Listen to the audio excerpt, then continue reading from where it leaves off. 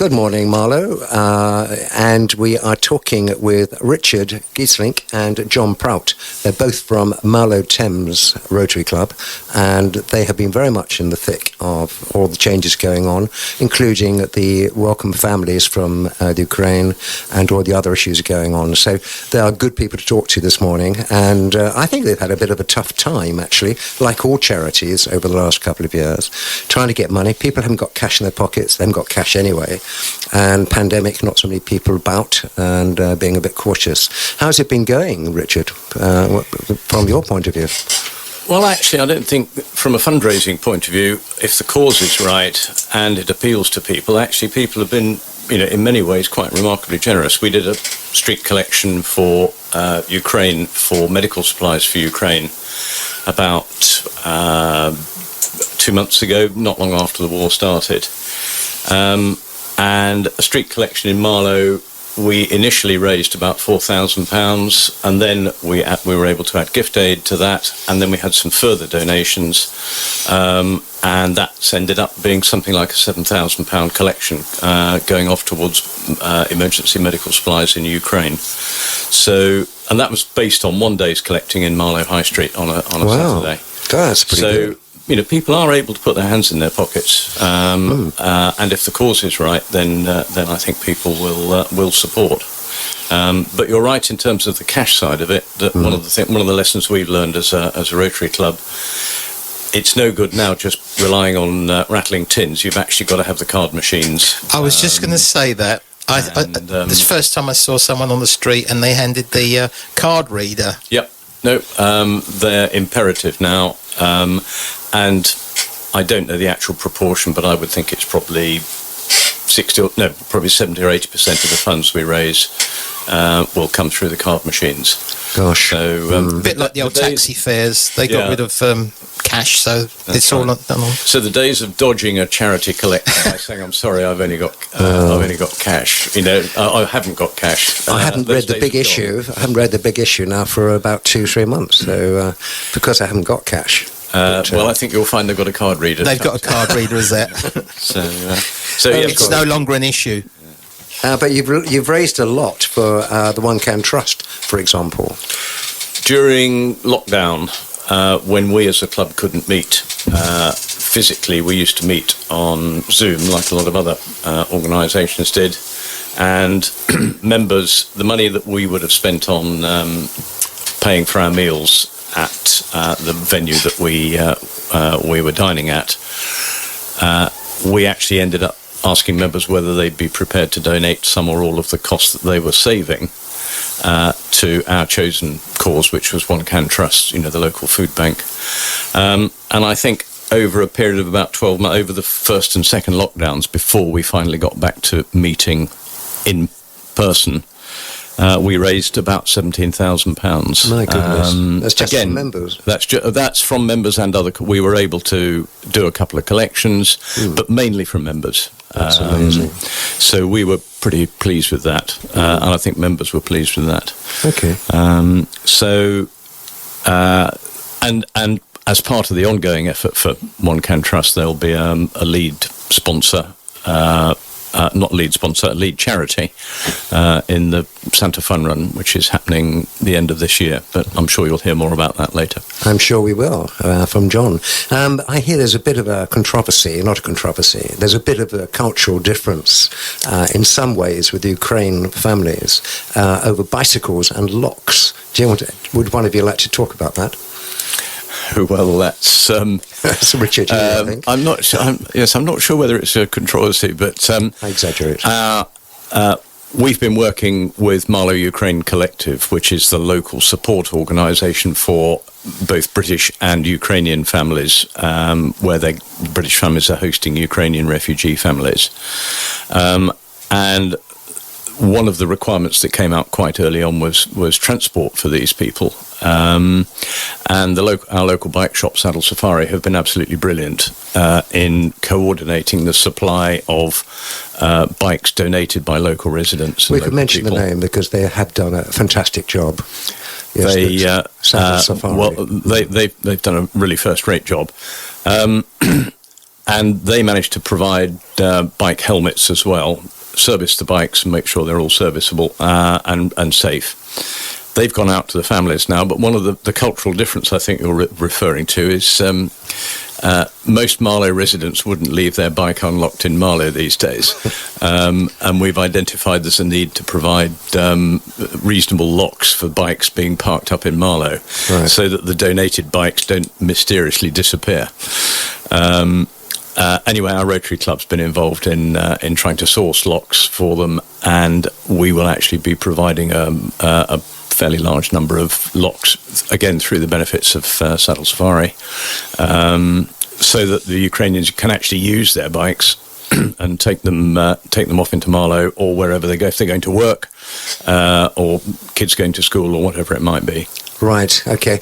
That's good. I mean, for example, the rucksacks that someone provided weren't wanted or used by Ukrainian families initially, but now there's quite a demand.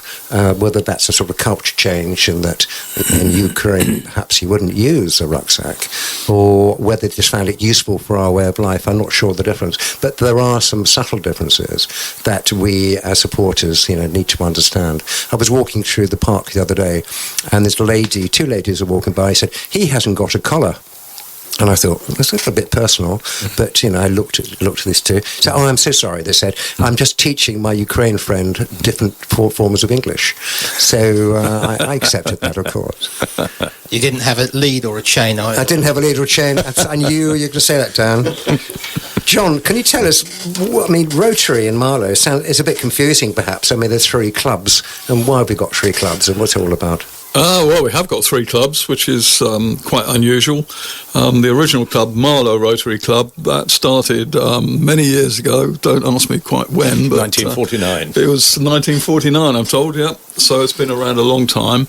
Around about 25 years ago, a couple of people got together and decided that we needed another club in Marlow, and it's a generational thing. The original members of Marlow Rotary Club are fantastic people, but their average age is going up all the time. So we set up another club, Marlow Thames Club, 25 years ago. We've got about 40 members. I'm not saying we're young spring chickens, but we're a bit younger than the original club. And there's another club, Marlow Bridge Rotary Club, that was set up, it must be about 5 years ago now, where the idea there is to, again, go into another generation, so that you're a constant throughput of people in Marlow who are interested in Rotary. And I guess altogether in Marlow there's about 100 people in Rotary, something like that, which is not bad for a population of, 30-odd thousand. Not bad at all. I want to talk about a couple of the exciting events just coming up. Would you like to just remind us, Richard, of a couple of things which aren't necessarily public events, but show the sort of breadth of the need in Marlow, Bourne, Cookham, the whole sort of vicinity, really? Yeah, sure. We've just finished doing 2 bits of support for the local community. 10 days ago, we took a group from the Phoenix stroke survivors to the Lane End Players pantomime, which was supposed to be in December, but of course was postponed. Oh, no, you didn't. I'm afraid we did. And a group from Dementia Action Marlow came along as well. So we had a very jolly time in Lane End Village Hall on one of the hottest days of the year. But actually watching a Christmas pantomime in July was quite entertaining. And they certainly enjoyed it. And on the same day, we provided, our Rotary Club provided marshals at a para-triathlon event called Arctic One for special needs kids. And we provided, I think, about 6 or 8 marshals for that during the day.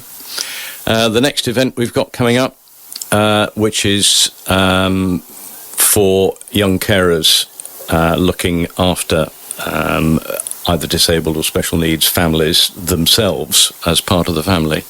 And we've got what we call a Kids' Day Out in Marlow on the 6th of August. That's by invitation through the Carers organisation, but John knows a bit more about that. Yeah, John, tell us, as you've got a lot of entries for this, it shows how many carers, young carers, there are in the area.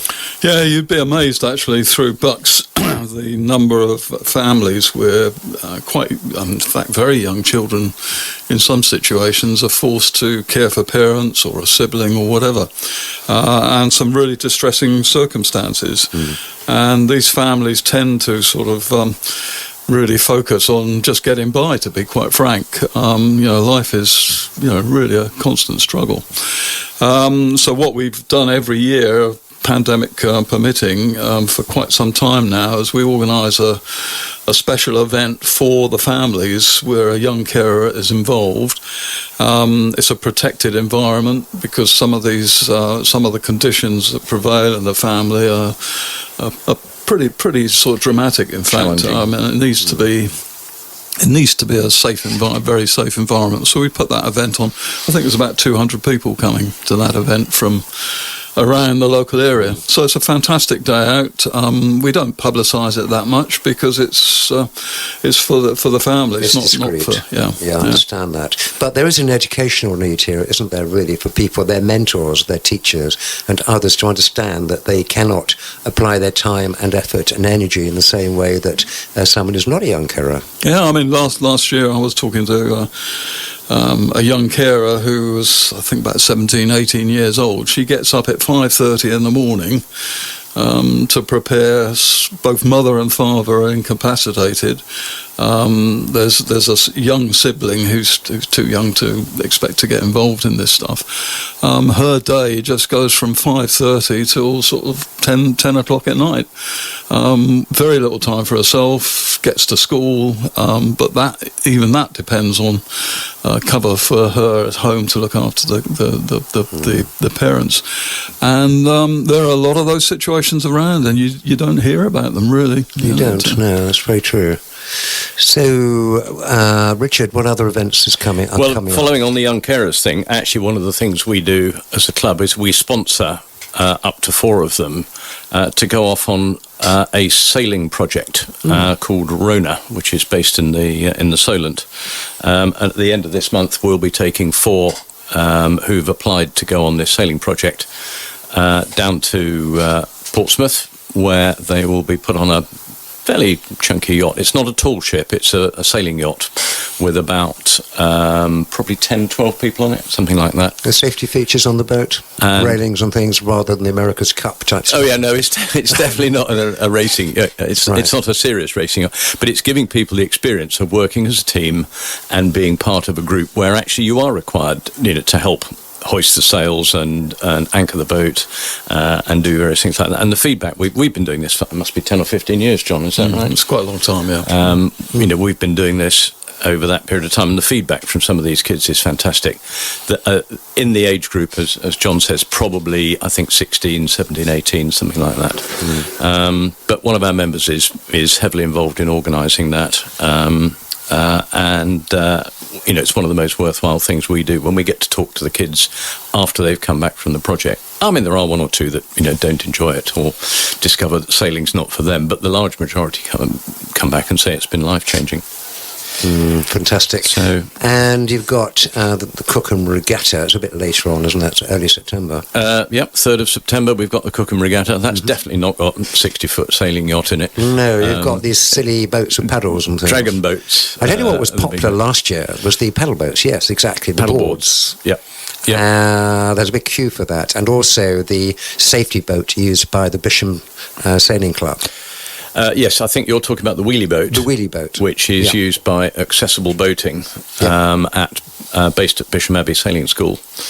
And they'll be bringing that down to the Cookham Regatta on Saturday, 3rd of September. Get that in your diaries, please. It's a great event, isn't it? It's very lively. We've got 2 ice cream vans this time, so maybe another heat wave coming. We hope so. But it's a family day out, and a bit of entertainment by the river, and watching people get wet. And I think the two Rotary clubs, there's our club, Marlow Thames, and the Cook and Bridge one. I think I think there's a challenge on the Dragon boats as to who's going to win a race. Let me just check my diary. I'm not free that day. I think you probably are, Malcolm. I'm pretty sure you said. Excuse my ignorance, but what's a wheelie boat? Right. The wheelie boat, it looks like a very, very small landing craft. It's got a ramp at the front that drops down, and it means you can take up to 3, possibly 4 wheelchairs. So the Accessible Boating Project, based at Bisham, can take up to 4 wheelchair-bound people on a trip on the river. Okay. So they're going to bring that down to do demonstrations and show people what's involved. As part of their contribution to the event. We're just closing now with Marlow Thames Rotary Club. I have to say that slowly because there's 3 clubs in Marlow catering for a lot of community, national and international events, which we haven't covered. We're just talking about the events coming up. There's 2 particularly that, John, that you're involved with. The big one, from the visibility point of view, is the Santa Fun Run. Now, there's been some changes afoot, some deadlines coming up. Do you want to advise us what's going on here? Yeah, I mean, I think most people in Marlow will know about the Santa's Fun Run. If you don't, you should. It's probably the key fundraising event of the calendar in Marlow. Last year, the event raised just a shy under £50,000 for charity. And that's all sorts of charities in there. And we want to go one further than that this year, so we've set the target at 60,000. So we actually opened the website to entries on September the 1st. There'll hopefully be some coverage in the local newspapers, lots of marketing going on about it. And Marlow FM, of course. And Marlow FM, of course. And we've got 2 focuses this year. The prime focus is, as always, to have some fun, but also raise money for charity. We introduced a charity pool last year of £5,000. And we invited teams to go and raise money for their favourite charity, and if they achieved certain criteria, then that pool was shared with those teams. And out of the 50,000, £23,000 was raised simply by doing that, which was fantastic. This year we've had some fantastic support from local organisations, quite a few of the local charity foundations, and I have to say Softcat have been fantastic this year. The charity pool is at a minimum of £8,000 this year. And what we're saying to teams who want to raise money for a charity, and it could be a charity themselves entering a team, if you enter a team, and there's some rules around this which will be on the website, if you raise £50, we'll give you another £50. If you raise £500, then you'll have a share of whatever's left in that pool. So for your favourite charity, if you enter a team, do a bit of fundraising, tell us about it, stick to the rules, then there could be an opportunity for your charity to get quite a little windfall out of that participation. So that's one change. The other change is that last year, and I think it's because of the pandemic, a lot of the entries came in right at the back end. And I'll be quite honest with people, that just kills us. So you're going to do a deadline, I can see it coming. There's a deadline coming up. And 2-tier costs, yes? There's a lower price if you book early. So I think it was Fred Ponton used to say, remember, book early, because if you don't, it will cost you a lot more. Right. So those are the key changes, basically. Okay, thanks, John. So we're going to have a few thousand red-coated people. 3,000, I hope. Yeah. And we've seen dogs with red coats on. We've seen prams being pushed, although I think that's been stopped a little bit for safety reasons. The prams are okay as long as they're at the back, but we don't allow scooters, haven't done for a few years. That's an insurance requirement. Yeah. And John, you're also involved in something that's not often publicised, and perhaps some of the money from Santa Fun Run might find its way to that, and that is the Marlow Opportunity Playgroup. That's right. I mean, this is separate from Marlow Thames Rotary, separate from Rotary, but I'm personally involved in the Marlow Opportunity Playgroup as a trustee. It's fairly well known in the area.